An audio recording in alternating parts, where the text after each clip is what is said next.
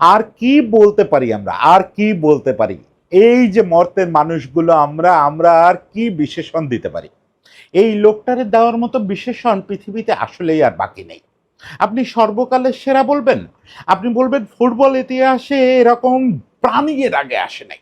আপনি যা খুশি তাই বলতে পারেন, আপনি বেস্ট, গোট অনেক কিছু বলতে পারেন। এগুলো সবই তার জন্য কম পড়ে যাবে। এগুলো তুলনাও এখন মনে হচ্ছে সাধারণ মানুষের জন্য, মানে এই যে গ্রেট যারা তাদের জন্য।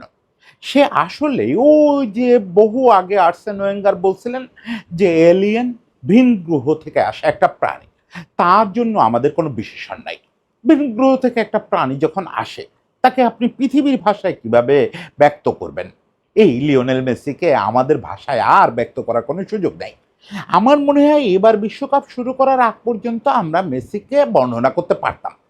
এবার বিশ্বকাপে এই দুটো ম্যাচের পরে আর মেসিকে বর্ণনা করার সামর্থ্য এই পৃথিবীর কারো নাই। পিটার ডুরিরও নাই, অ্যালান শিয়ারেরও নাই, গ্যারি লিনেকারেরও নাই। তিনজনের নাম বললাম, তিনজন তিন ধরনের বর্ণনা দিতে অভ্যস্ত, কিন্তু কারণ নাই, কারণ নাই। সেখানে দেবব্রত কি বলবে? কোথাকার কোন দেবব্রত যে ফুটবলের ফাও বোঝে না, সে কি বলবে? হ্যাঁ, যেটা বুঝি সেটা হচ্ছে বুকের মধ্যে একটা দুর্দান্ত আনন্দ এবং বেদনা, কান্না এগুলা মিশানো একটা অনুভূতি হচ্ছে। অনেক কিছু একবারে ঠেলে বেরোতে চাচ্ছে, যে বারবার মানে বারবার ওই দৃশ্যগুলো মনে পড়তেছে।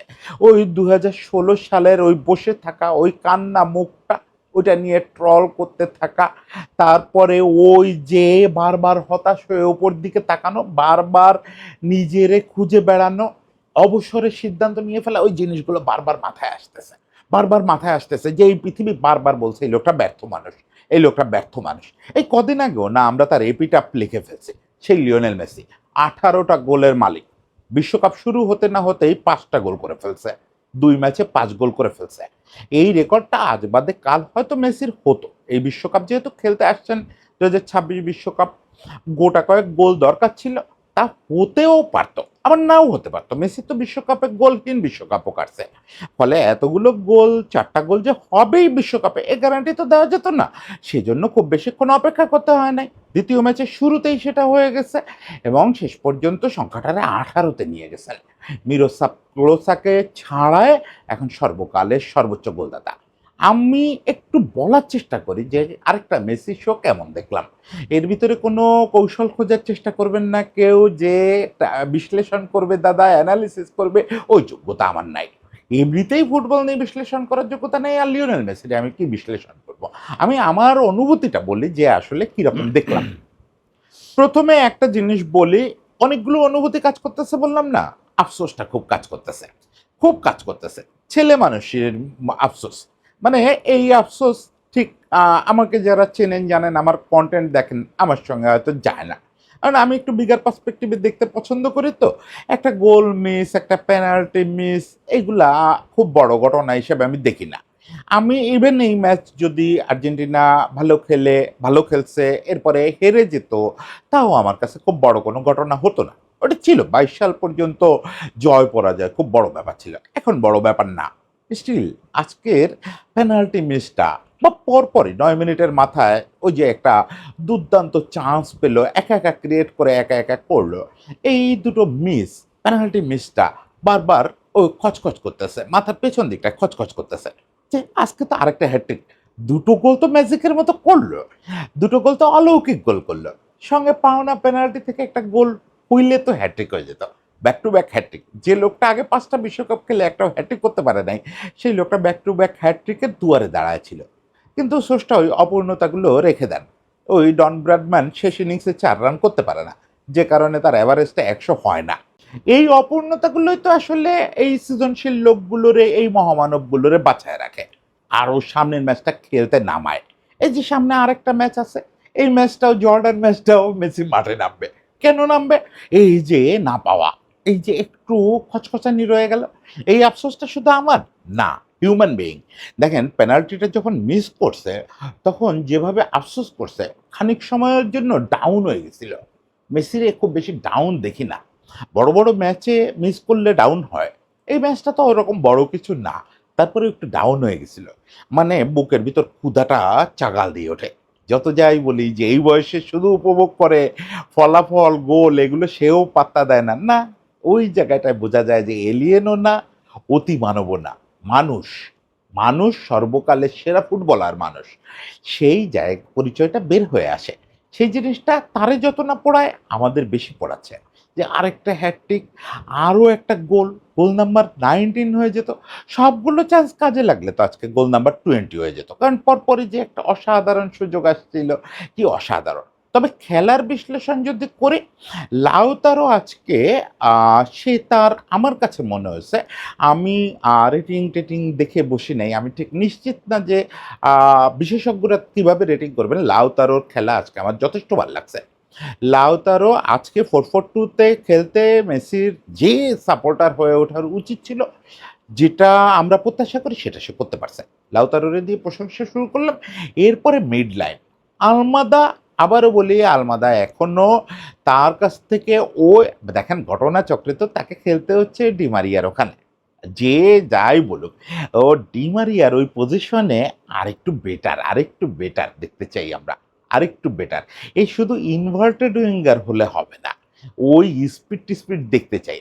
আলমাদাকে নিয়ে আমি বেশি বলি কেন? ওর উপরে প্রত্যাশাটা আমার বেশি। আমি জানি যে ও হয়তো মেসির পজিশনটা খেলতে পারলে আরো বেটার দিতে পারত। কিন্তু স্টিল ওখানে আরো ভালো দিতে হবে।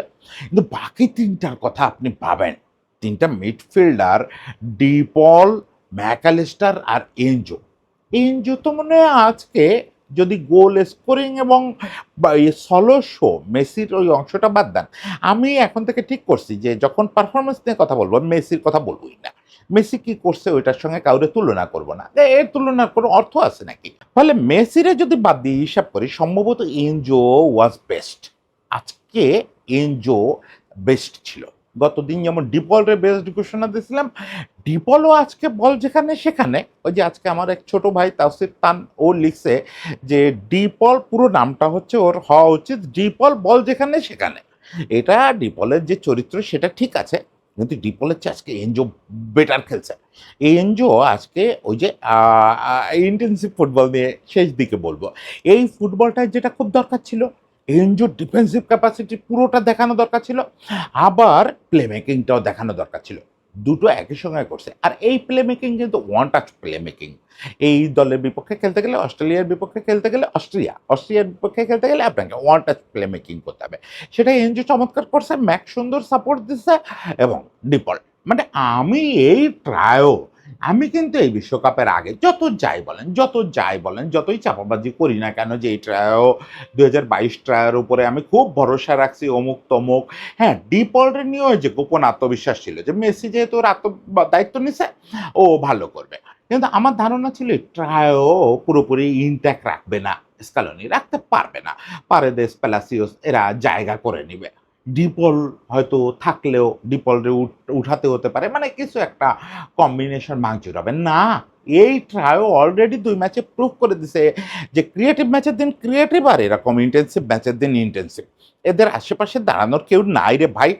আমি এখনো পর্যন্ত এই বিশ্বকাপে এই যে সেই বুড়ায় যাওয়া ট্রায়ো, দেখেন ২০২২ বিশ্বকাপে এরা বাচ্চা ট্রায়ো ছিল।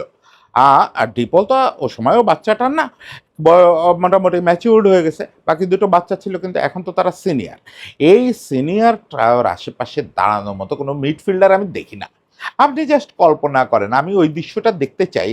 যদিও নিকো গঞ্জালেস খুব ভালো পারফর্ম করতে পারে না এই আলমাদার বদলে নেমে, কিন্তু আমি ওই দৃশ্যটা দেখতে চাই যে নিকো গঞ্জালেস আর সিমিওনে তারা যদি দুজন দুপাশে খেলে, মানে আপনি যদি মিডফিল্ড ট্রায়ার ওপরে এই দুটোরে রাখেন, মেসিরে যদি ফ্রি করে দেন, তাহলে কেমন হয় ব্যাপারটা? কি নারকীয় একটা ব্যাপার হবে। এই ইন্টেন্সিভ ফুটবলের চরমটা দেখা যাবে। ওকে, আগে একটু পারফরমেন্স বলি, ইন্টেন্সিভ ফুটবল নিয়ে বলবোই। আজকে ইন্টেন্সিভ ফুটবল নিয়ে না বলে উপায় নেই। ২ ফুল ব্যাক নিয়ে প্রচন্ড হতাশা ছিল শুরুর আগে। প্রচন্ড হতাশা মানে একটা হাইপ হতাশা ছিল। কাগজপত্রে পড়তেছি যে ফুলব্যাকরা ইনজুর্ড, ফুলব্যাকরা ফর্মে নাই, ট্যাগলাফিকো এখনো মাঠে নামতে পারলো না, মন্টিয়েল আগের দিন নামছিল ভালো খেলতে পারে নাই, আবার ইনজুরিতে পড়ছে। মেদিনা বেস্ট, যদিও বাই নেচার সিবি, কিন্তু মেদিনা আজকে তো অ্যাসিস্টটাও করছে। প্রথম গোলটার অ্যাসিস্টও করছে। সে যে কত সুন্দর ওভারল্যাপ করে এবং কত সুন্দর ডিফেন্সিভ ডিউটি করে, মেদিনার প্রতি আমি খুবই সমীহ তৈরি হয়েছি। সবচেয়ে ভালো লাগছে যে ও সতীর্থরে মারলে ও উল্টে মারতে পারে। এই জিনিসটা আর্জেন্টাইনদের ভিতর থেকে হারাইতে বসছিল। ওই তেবেজদের টাইমে ছিল যে মারামারি করতে আসো, ওখানেও আমরা চ্যাম্পিয়ন। ও সময় আর্জেন্টিনার ম্যাচ শেষে রেগুলার একটা মারামারি দেখা যেত। এইটার নেতৃত্ব দিত তেবেজ। তো সেই জিনিসটা একটু হারাতে বসছিল। আজকে মনে হলো যে পারেদেস আর মেদিনারে প্রয়োজন না থাকলেও ম্যাচের শেষ দিকে মাঠে নামাইতে হবে। মাঠে নামায় যে তোরা মারামারি করতে চাস তো আয়, দেখ মারামারি পারি কিনা। এবং মেদিনার ওই গুণটাও আছে, না সে আসলে স্কিলফুল ফুটবল খেলছে। হয়তো মলিনার কাছ থেকে আরেকটু বেটার, বা মলিনা যা করছে not bad, not bad, okay okay performance, but Medina was good. কোটি রোমেরো, লিসান্দ্রো দুজনই ওকে চেয়েও ভালো। লিসান্দ্রো তো মোর দ্যান ওকে। ওটামেন্ডি, জেনারেল ওটামেন্ডি শেষ সময় একটু নামলেন, ভালো করছেন, ভালো করছেন। আর এমি তো এমি ওকে পারফরমেন্স আমাদের বলা হয়ে গেছে না, যে যে মাঠে নামছিল সবার কথা তো বলে ফেলছি। এখন আমরা দুটো বিষয় বলি। প্রথমে বলি ইন্টেন্সিটির কথা। মেসি বিষয়ক আরেকটু বলবো একেবারে শেষ বেলায়। সেটা হচ্ছে যে কার্লো আনচেলত্তি বলছিলেন যে আর্জেন্টিনা ইন্টেন্সিভ ফুটবল খেলতে পারে না, তারা ম্যানেজ করে খেলে। এখন এখানে শুরুতেই বললি আমাদের গুরু যেহেতু কথাটারে পজিটিভলি নিতে বলছেন, স্কালোনি, লিওনেল স্কালোনি, ঋষি স্কালোনি দুনিয়ার সব কিছুরে পজিটিভ নিতে বলেন। তো আমাদের দায়িত্ব তার কথা শোনা। অ্যাজ আমরা নিজেদেরকে আর্জেন্টাইন বাহিনী মনে করি। শুনেন, আমার চ্যানেলটা কিন্তু কোনো নিউজ চ্যানেল ট্যানেল না, এটা ব্লগিং চ্যানেল টাইপের, যেগুলোতে একটু ফিলোসফিক্যাল আলাপ করি, কনটেক্সচুয়াল আলাপ করি, ওগুলোতে সিরিয়াসলি ইয়ে থাকার চেষ্টা করি, অবজেক্টিভ থাকার চেষ্টা করি। কিন্তু আর্জেন্টিনা নিয়ে যখন কথা বলি, পর্তুগাল নিয়ে যখন কথা বলি, এগুলোতে ব্যক্তিদেব অব্রত বলি, এগুলো নিয়ে মাইন্ড করেন না। আর্জেন্টিনা নিয়ে একটু বাড়ায় বলবো, আর্জেন্টিনা নিয়ে একটু বেশি উচ্ছ্বাস করবো, এটাই স্বাভাবিক। নিজেরে স্কালোনির সৈনিক ঘোষণা করে দিব, এই যে একজন সাধারণ মানুষ হিসেবে 22টা বছর ভাই ইয়ে করছি, ফর্মাল ডিউটি করছি, যে নিজের অনুভূতি প্রকাশ করা যাবে না। যখন চাকরি করছি, সাংবাদিক ছিলাম, তাই করছি। এখন তো ওই রেসপন্সিবিলিটি নাই, ফলে একটু আনন্দ করতে দেন, একটু হইচই করতে দেন, এই বয়সে এসে নিজের ভেতর থেকে ওই বাচ্চাটা বের হয়ে যেতে দেন। আমি এখন লিওনেল স্কালোনির সৈনিক। লিওনেল স্কালোনি বলছেন যে কার্লো আনচেলত্তি যে কথা বলছেন এটা সবাই মিস ইন্টারপ্রেট করতেছে। উনি যেহেতু আসলে নির্দিষ্ট একটা ভাষায় কথা বলতে পারতেছেন না, খানিকটা ইতালিয়ান, খানিকটা স্প্যানিশ, খানিকটা পর্তুগিজ মিশায় বলতেছেন, ফলে ওনার মনের ভাব প্রকাশ হচ্ছে না, এই জন্য নেগেটিভ হয়ে গেছে। কিন্তু উনি কি বলতে চাইছেন আমি বুঝছি, উনি আমাদের প্রশংসা করছেন, উনি নিন্দা করেন নাই। মানে স্কালোনি জোর করে হলেও বৃদ্ধ কার্লো আনচেলত্তিরে ওপরেই স্থান দেবেন। আসলেও তাই, কার্লো আনচেলত্তি তো ডন। যত যাই টিটকারি করি, যত যাই টিজ করি, আমি তো দূর থেকে ওই রাজা যখন হেঁটে যায়, বলে না যে রাজা হেঁটে যায় রাস্তার পাশে কুকুর চিৎকার করে, আমি নিজেরে কুকুর বলতেছি না, কিন্তু আমরা তো তাই। ডন কার্লো আনচেলত্তি, আমি কি বললাম ওটাতে কিছু যায় আসে? তারে নিয়ে মজা তো নিবই রে ভাই, মজা ক্রিস্টিয়ানো রোনালদোরে নিয়ে নেই না। ক্রিস্টিয়ানো রোনালদো ওকে পাড়ার ফুটবলার নাকি, এই মজা তো আমরা নিবই। কিন্তু স্টিল কার্লো আনচেলত্তির বোঝাবুঝিতে ঝামেলা আছে, এটা আমি ফিল করি এই কারণেই যে স্কালোনি এর ফাঁকে একটা জিনিস বলে দিচ্ছেন যে ওইটা আমাদের এই কথাগুলো অনুপ্রাণিত করবে, এবং আই থিঙ্ক কার্লো আমাদের খেলা ফলো করবেন এরপর থেকে। এই কথায় বোঝা যায় যে স্কালোনিও ওইটা ফিল করছেন যে কার্লো আসলে আর্জেন্টিনা খেলা সেভাবে ফলো করেন না। এই 2022 বিশ্বকাপেই, মানে এই 26 বিশ্বকাপে আসা ফলো করলেন আর কি আলজেরিয়ার ম্যাচটা। যাই হোক, এখন ডনকে কি দেখানোর দরকার ছিল immediately? Intensive football. Intensive football কাকে বলে? ইন্টেন্সিভ ফুটবল বলতে উনি যদি মিন করেন, আমি জানি না আসলে এই জায়গাটা কিন্তু একটু সিরিয়াস। ইন্টেন্সিভ ফুটবল বলতে কি উনি ফিজিক্যাল ফুটবল বোঝাইছেন? সেটা আর্জেন্টিনা কখনো খেলবে না, ইভেন ওনার ব্রাজিলও খেলবে না। ওইটা লাতিন ইয়েতে নাই, লাতিন দেশগুলোর মধ্যে ওই ফুটবলটা খেলে শুধু কলম্বিয়া। আর এই অস্ট্রিয়ার মতো প্রচুর ইউরোপিয়ান দল, মাঝারি লেভেলের ছোট লেভেলের ইউরোপিয়ান দল এরা খেলে। কিছু আফ্রিকান দল আগে খেলতো, এবার বিশ্বকাপে বিস্ময়করভাবে দেখতেছি আফ্রিকান দলগুলো একদমই ওই ফিজিক্যাল ফুটবল খেলতেছে না, মানে মারামারি করা। এটা তো ইন্টেন্সিটি না। আজকে অস্ট্রিয়া যেটা করলো, তারা তো খেলতে নামে নাই। ওই যে বহু আগে বাংলাদেশ একটা টেস্টে খুব নেগেটিভ খেলায় কোন একজন পণ্ডিত বলছিলেন যে আজকে এই ম্যাচটায় একটা দল ক্রিকেট খেলতে নামে নাই, তারা আত্মসমর্পণ করতে নামছে। আজকে অস্ট্রিয়ার খেলা দেখে আমার মনে হচ্ছিল তারা ম্যাচ জিততেও নামে নাই, ফুটবল খেলতেও নামে নাই। তারা স্রেফ খেলা নষ্ট করে কিভাবে একটা কিছু মানে একটা কি কোনো উদ্দেশ্যহীন খেলা নষ্ট করা। আপনি তো খেলা নষ্ট করবেন। আপনার টিমে ডেস্ট্রয়ার থাকবে বা টিমে সবাই ডেস্ট্রয়ার হয়ে যেতে পারেন। ডেস্ট্রয়ার হয়ে আপনার তো একটা ওর লক্ষ্য থাকবে যে না আপনি গোলের জন্য যাবেন বা আপনি ড্র করতে চাইবেন, কিছু একটা তো চাইবেন। ওদের কোনো লক্ষ্য আমার মনে হলো না। শুধু ডেস্ট্রয় করে, শুধু ডেস্ট্রয় করে এবং সেটা খারাপভাবে করে। ধরেন রেফারিং খুব শক্ত রেফারিং হচ্ছে। স্টিল শুরুতেই পেনাল্টি পাচ্ছে আর্জেন্টিনা। স্টিল এটা যদি ধরেন ইসের রেফারিং হতো, ইউএফএ রেফারিং হতো, আমার মনে হয় গোটা ২ এক ফাইনাল বুকিং হয়ে যেত অস্ট্রিয়ার আজকে। ২ টো রেড কার্ড হয়ে যেত। যে বাজে, বাজে ট্যাকেল করে এবং উদ্দেশ্যপ্রণোদিত ট্যাকেল করে উইদাউট বল ও অফ দ্য বল যেভাবে ট্যাকেল করে এগুলো ফুটবল না। এখন এর মধ্যে আপনি কি ইন্টেন্সিটি দেখাবেন? তারপরেও আর্জেন্টিনা যেটা দেখাইছে দেখেন, আমি শুধু বলি যে লিওনেল মেসি আজকে যতবার বল উইন করছে মাঝ মাঠে এবং সেটার যে পেস দিয়ে যে অ্যাগ্রেশন দিয়ে করছে, আমার মনে হয় মেসি পার্সোনালি চ্যালেঞ্জ নিয়েছে যে আসে না ইন্টেন্সিটি কাকে বলে দেখাই। আর সামনে লাউতারও যে ইন্টেন্সিটি দেখাইছে, আমরা তো ইন্টেন্সিটি বলতে এটা বুঝি যে একেবারে ফাইনাল থার্ডে প্রেসিং করা, ফাইনাল থার্ডে বল উইন করা। আমরা তো ইন্টেন্সিটি বলতে এইটা বুঝি যে কুইক পাস করে কুইক বারবার অ্যাটাকে যাওয়া। আমরা তো ইন্টেন্সিটি বলতে এটা বুঝি যে খুব রুদ্ধশ্বাস করে খেলাটাকে জমায়ে ফেলা। সে কাজগুলো আর্জেন্টিনা ১৬ আনার চেয়ে বেশি করছে, ১৬ আনার চেয়ে বেশি করছে। সেই জায়গাটায় মেসি, এনজো এবং লাউতারো এই ৩ জন সবাইরে ছাড়াই ছিল। ৩ জন ফরওয়ার্ডেই ওই ইন্টেন্সিটিটা দেখাইছে। অবশ্যই নিচের দিকে ম্যাক, এনজো এবং এনজোরে তো উপরে রাখলাম ম্যাক বা ডি পল, তারপরে পরে পারেদেস নেমে ওই ইন্টেন্সিটি দেখাইছে। আমার মনে হয় কার্লো যদি একটু খোলা মনে এই ম্যাচটা দেখেন তাহলে তিনি ২ টো ডিসিশনে পৌঁছাইতে পারেন। একটা হচ্ছে যে না আর্জেন্টিনা ইন্টেন্সিভ ফুটবল খেলে দরকার হলে। আলজেরিয়ার সঙ্গে দরকার হয় নাই, খেলে নাই। এই ম্যাচে দরকার হয়েছে, খেলছে। এখন কথা হচ্ছে উনি এটারও ইন্টেন্সিভ ফুটবল মানবেন কিনা। ওনার কাছে যদি ইন্টেন্সিভ ফুটবল বলতে কলম্বিয়ান ব্র্যান্ড অফ ফুটবল হয় বা উনি যেখান থেকে আসছেন মূলত, দেখেন কার্লো আনচেলত্তি তো রিয়ালের কার্লো আনচেলত্তি না, কার্লো আনচেলত্তি ব্রাজিলেরও না। আপনাদের লাগে কেন আমি এটা বুঝি না। কার্লো আনচেলত্তিরে বললে ব্রাজিলের কেন লাগবে, রিয়ালের কেন লাগবে? কার্লো আনচেলত্তির ট্যাকটিক নিয়ে যখন কথা বলি তখন ওটা ইতালিয়ান ওই নেগেটিভ ফুটবল নিয়ে কথা বলি। কার্লো আনচেলত্তি হচ্ছে সেই ফুটবলের ধারক যে ফুটবল পৃথিবীতে বহু আগে নেতিবাচক ফুটবল হিসাবে লিপিবদ্ধ হয়ে গেছে।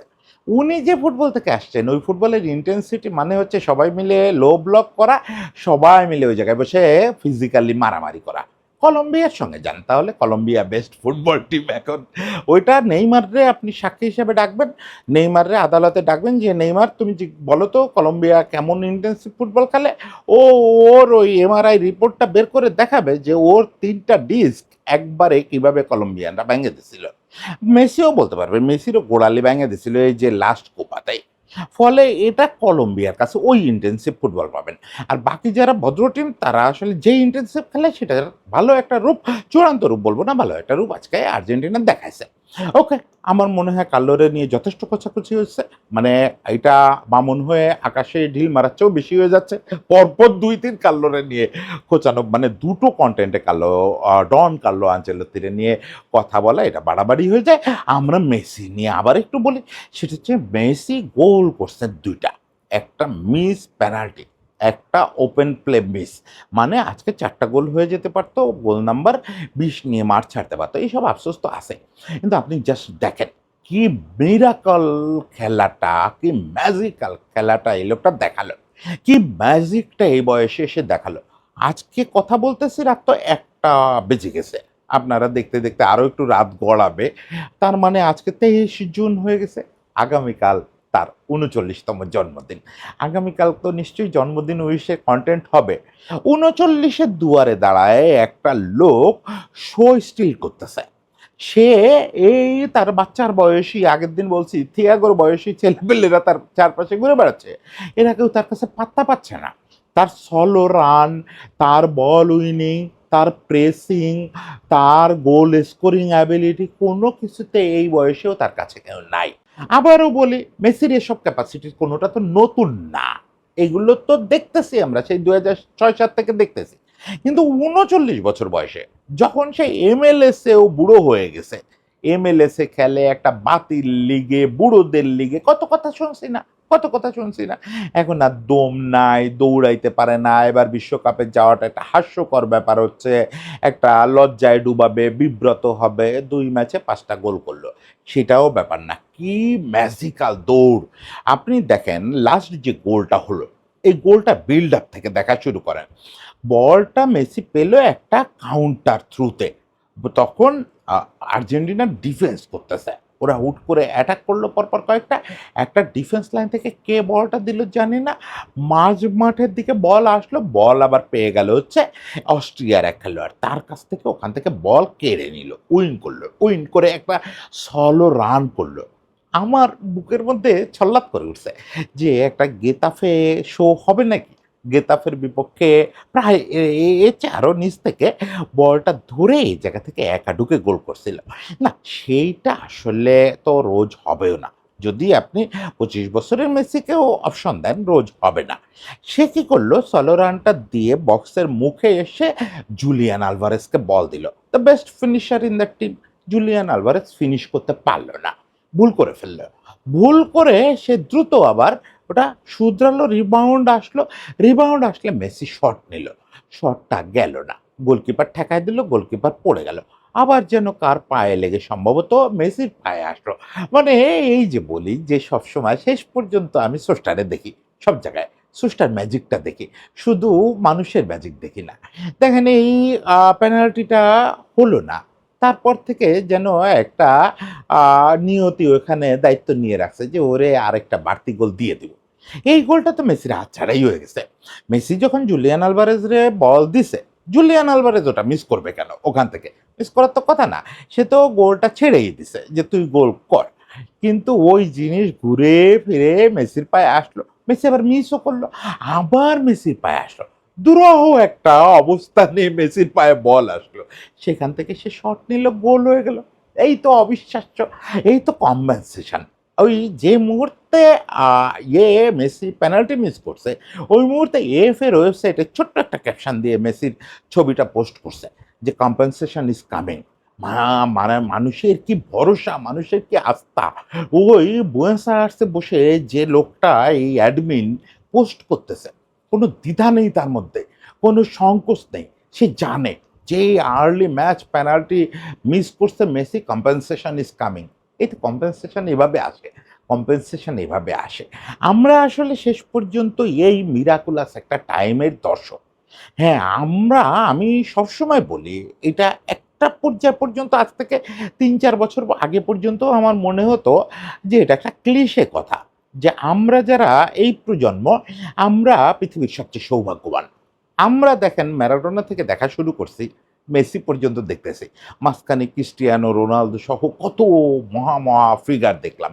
ক্রিকেটের দিকে দেখেন আমরা সচিন টেন্ডুলকার দেখছি, আমরা ওয়াসিম আকরাম দেখছি, আমরা শেন ওয়ান দেখছি, শেষে এসে বিরাট কোহলি দেখলাম, আজকাল সূর্যবংশী দেখি। কত কি দেখি, কত কি দেখি। আবার রাফায়েল নাদাল দেখছি, রজার ফেদেরার দেখছি, জোকাররে দেখছি মাঠে, সবকিছু দেখছি। আমাদের আসলে আমরা সম্ভবত পৃথিবীর স্পোর্টস জামানার সেরা দর্শক গোষ্ঠী, সবচেয়ে সৌভাগ্যবান দর্শক গোষ্ঠী। এই সৌভাগ্যের যে কেকটা, এই কেকের উপরে চেরিটা হচ্ছে লিওনেল মেসি। চেরিটা বলব না, শুধু চেরি বললে তো একটু কম হয়ে যায় যে তাহলে কেকটা বোধহয় অন্যরা। কেকটাও সে, ফাউন্ডেশনটাও সে। কিন্তু এই ২৬ বিশ্বকাপের মেসি হচ্ছে এই যে আমাদের সৌভাগ্যমণ্ডিত দর্শক ক্যারিয়ার, এই দর্শক ক্যারিয়ারের কেকের উপরে একটা চেরি। সে এই সময় এসে যে মিরাকেলটা দেখাচ্ছে, এটা তো খুব অপ্রত্যাশিত না। আপনি কেকের উপরে অত সুস্বাদু চেরিকে আশা করেন? সেই জিনিসটা সে দেখাচ্ছে যে ম্যাজিকের আরেকটু বাকি আছে। আর বাকি কি আছে আমি জানি না। আমি জানি না, আমরা কেউ জানি না। আগামী ম্যাচে সাধারণ ইকুয়েশন বলে যে স্কালোনির মেসিরে নামানো উচিত না। আজকে ৩-৪ বার আ ফাউলের শিকার হচ্ছে। বেশ গুরুতর একটা চার্জের শিকার হচ্ছে। মেসির রিকভারির টাইম দেওয়া উচিত। রাউন্ড অফ 32 আগে তার আর মাঠে নামানো উচিত না। কিন্তু মেসি কথা শুনবে? আমার মনে হয় না। জর্ডানের বিপক্ষেও সে চান্স নিবে। সে মাঠে নামতে চাইবে। তারে কে আটকাবে রে ভাই? দুনিয়ার কোন বালির বাঁধ, কোন প্রবোধ? আমি নিশ্চিত আজকে ৮০ মিনিটের আগে থেকেই লিওনেল স্কালোনি তারে একাধিকবার বলছে যে, "লিও তুমি মাঠ ছাড়বা?" সে ছাড়বে না। সে থাকবে। তারে কে আটকাবে? ভ্যান ডায়েক আটকাবে? নাকি দুনিয়ার কোন ডিফেন্ডার আটকাবে? ডিফেন্ডাররা পারে না, গোলকিপাররা পারে না, কোচ পারে না, কোন দল পারে না, কেউ তারে আটকাইতে পারবে না। ওই যে চির উন্নত মমশির, এই চির উন্নত মমশির নোয়ানো যায় না। এটা কোনো কিছু করে নোয়ানো যায় না। মেসির জন্য অনেক শুভেচ্ছা, অনেক ভালোবাসা। মাঝরাত্রিরে বেশি কথা বলে ফেলছি। আগামীকালকে হোপফুলি একটু মাথা ঠান্ডা করে হয়তো কোনো কনটেন্ট করব। সেটার অপেক্ষায় থাকি। সবাইকে শুভেচ্ছা।